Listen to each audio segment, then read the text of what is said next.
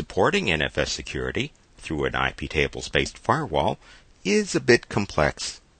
Since NFS does use TCP packets, you can also regulate this service through the TCP wrappers configuration files. Those are the etc/hostallow and hostdeny files, which I've described in other videos. If you have trouble configuring NFS access through a firewall, that's an option. But that would mean you'd have to configure other network system security through TCP wrappers too. So let's see what we can do with IP tables. The issue with NFS is that some of the services don't use a standard TCP IP port. They can vary, so you'll need to fix the ports associated with certain services, specifically the TCP and UDP ports for the LOCKD daemon,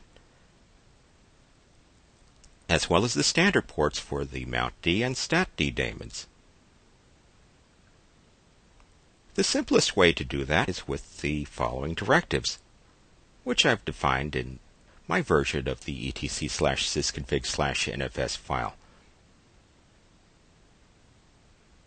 You may need to do a bit more. For example, if you have quotas required on your NFS mounts, say for NFS-based home directories, you may need to configure the rquota daemon port to some available port number. But where are the available port numbers?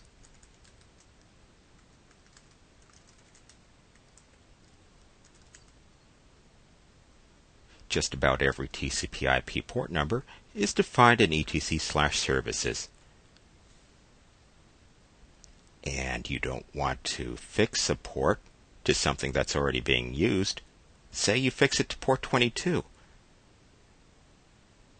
Communication for NFS would interfere with communication for the secure shell, and that wouldn't be good.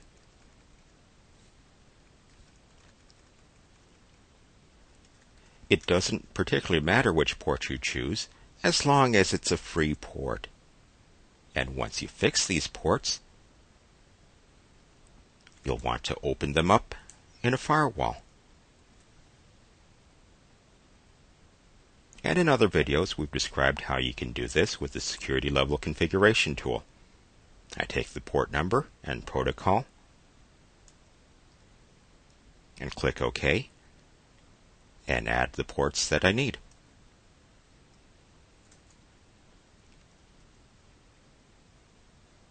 Just remember to open both TCP and UDP ports for the port numbers as described.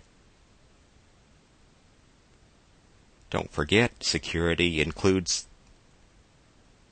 the security enhanced Linux settings for your service,